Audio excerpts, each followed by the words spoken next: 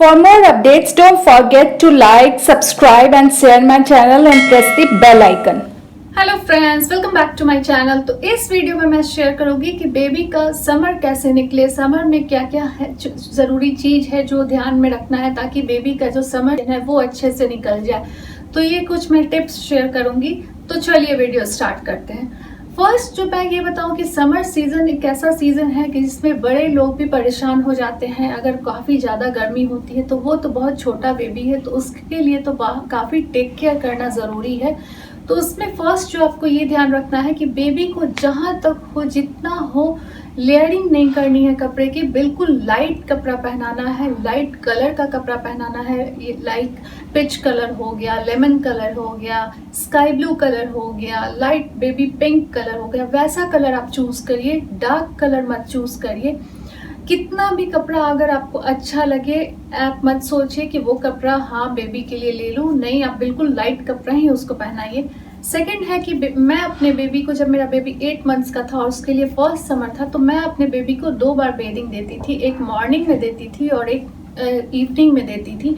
तो आप ये कर सकते हैं कि बेबी को डेली आप बेडिंग तो दीजिए ही। आप जहाँ तक हो आप एक बार सुबह और एक बार शाम 5-6 बजे भी दे दीजिए ताकि बेबी जो है उसे अच्छा लगे और जो है वो अच्छे से सोए भी। टेम्परेचर बिल्कुल वाटर का नॉर्मल रखिए, बहुत ज़्यादा हॉट भी नहीं, बहुत ज़्यादा कोल्ड भी नहीं, बिल्कुल नॉर्मल टेम्परेचर होना चाहिए वाटर का। उसके बाद जो है आप बेबी जब मसाज देंगे तो बेबी मसाज ऑयल जो है बिल्कुल लाइट वेट ऑयल होना चाहिए ताकि बहुत चिपके नहीं, स्टिकी नहीं हो बॉडी पे। तो वो कोकोनट ऑयल आप यूज़ कर सकते हैं। उसके बाद जब आप बेबी को नहलाएं तब ये ध्यान रखें कि उसके बॉडी पे ऑयल नहीं रह जाए, क्योंकि अगर यही ऑयल रह जाएगा और ये जब स्वेटिंग बेबी का होगा तो ये ऑयल जो है स्वेटिंग के साथ जब मिक्स हो जाएगा तब जो है हीट रैसेस हो सकते हैं। तो आप मेक श्योर कीजिए कि जो भी आप सोप यूज़ कर रहे हैं वो बिल्कुल ऑयल को रिमूव कर दे।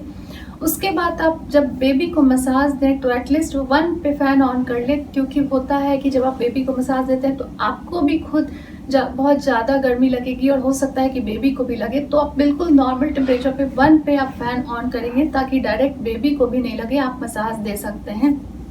प्लस बेबी को टेम्परेचर फ्लक्चुएशन नहीं होना चाहिए। एसी, कूलर, फैन अगर किसी भी अगर रूम में है तो अचानक से फिर उसको घर से बाहर नहीं निकालिए। अगर वो एसी रूम में भी है तो आप अचानक से रूम से बाहर मत निकलिए।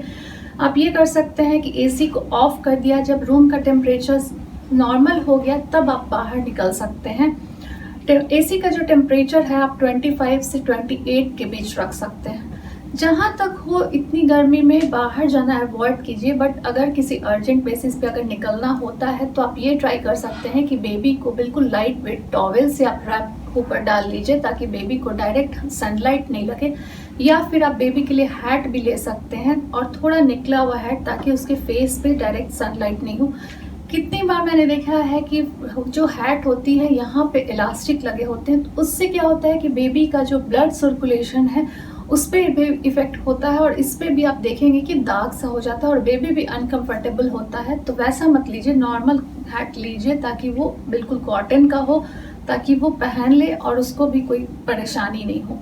उसके बाद आप बात करते हैं कि समर जब आता है तब बेबी को पाउडर तो भूल से भी मत लगाइए। मैंने ऑलरेडी एक वीडियो शेयर किया हुआ है कि यहाँ पे पाउडर लगाना बेबी के लिए सेफ नहीं है, बट फिर भी अगर आप पाउडर लगाना चाहते हैं तो आप मार्केट में जाके देख सकते हैं। टैल्क फ्री पाउडर यूज़ करिए, जो कि मैंने जो रिसर्च किया है मैंने अपने बेबी पे यूज़ नहीं किया है। वो पाउडर जो होता है ओटमील और फिर कॉर्न स्टार्च हो गया, अरारोट, इस सब से बना होता है, बिल्कुल नेचुरल चीज़ से बना होता है और उसके पार्टिकल्स भी थोड़े बड़े होते हैं तो उसके बेबी के नोज़ वगैरह में जाने के चांसेस नहीं है। तो वो आप यूज़ कर सकते हैं अगर आपको यूज़ करना ही है। टैल्कम पाउडर आप मत यूज़ करिए। उसके बाद है कि बहुत पेरेंट्स जो हैं कि बेबी को प्लास्टिक पे सुला देते हैं। प्लास्टिक पे मत सुलाइए, क्योंकि उससे क्या होगा कि बेबी को हीट रैसेस बैक में हो सकती है। अगर आपको प्लास्टिक में सुलाना है तो आप नॉर्मल कॉटन का एक कोई शीट, बेडशीट का ही कुछ भी आप बिछा लीजिए। उसके बाद आप बेबी को सुला सकते हैं। बेबी जिस रूम में सो रहा है उसका जो बेड है बिल्कुल कॉटन का बेडशीट यूज़ करिए। उसके बाद आप ये कर सकते हैं कि बेबी का डायपर फ्रिक्वेंटली चेंज करते रहिए, या फिर आप क्लॉथ डायपर भी यूज़ कर सकते हैं, और ताकि उसमें भी कोई डायपर रैश गर्मी की वजह से होने के चांसेस नहीं हो। अब बात आती है कि समर में एक और प्रॉब्लम आ जाती है कि मॉस्क्यूटोज आने लगते हैं। तो मॉस्क्यूटोज आने लगते हैं तो उसका आप कर सकते हैं कि जब बेबी आपका छोटा है तो आप बेबी के बैक में जो है रोल ऑन आता है या स्टिकर ओडोमॉस का आता है, आप लगा दीजिए ताकि बेबी उसके रीच से बाहर हो और उसे दिखे नहीं, ताकि वो माउथ वगैरह में भी नहीं ले ले। वो आप यूज़ कर सकते हैं। प्लस अगर आप मॉस्क्यूटो रेपेलेंट अगर यूज़ कर रहे हैं तो उस रूम में बेबी को मत रखिए, उस रूम से बाहर निकाल दीजिए, उसके बाद उसको ऑन कर दीजिए। उसके बाद जब आप बेबी को लाने का सोच रहे हैं तो उसको आप ऑफ कर दीजिए, कुछ देर थोड़ा उसका स्मेल को सेटल डाउन होने दीजिए, तब आप बेबी को लाइए। अचानक से डायरेक्ट मत लेकर आइए। उसके बाद जो है, अगर आप बेबी बहुत छोटा है तो आप बेबी नेट यूज़ कर सकते हैं, या बेबी का बेड ही आता है जिसमें नेट लगा होता है, वो भी आप यूज़ कर सकते हैं।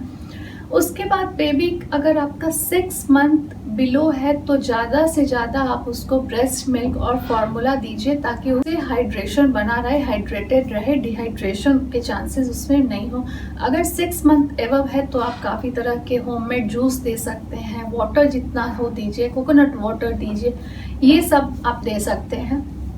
उसके बाद बेबी को जो है विटामिन डी भी मिलना बहुत ज़रूरी है। तो आप इतनी गर्मी में बाहर तो नहीं ले जा सकते हैं सनलाइट में, बट अर्ली मॉर्निंग कहीं विंडो से अगर आपके घर में या रूम में अगर सनलाइट आता हो तो वहाँ आप अर्ली मॉर्निंग थोड़ा देर बेबी को रख सकते हैं, तो उससे उसे विटामिन डी भी मिल जाएगी। तो बस ये सोचा कि ये सारा कुछ मैं समर टाइम में कैसे बेबी को टेक केयर करना चाहिए, क्या क्या बात को ध्यान रखना चाहिए, मैं उसको शेयर करूं। तो बस अगर आपको ये मेरा वीडियो अच्छा लगा तो please like, subscribe and share and press the bell icon. Thank you, bye bye.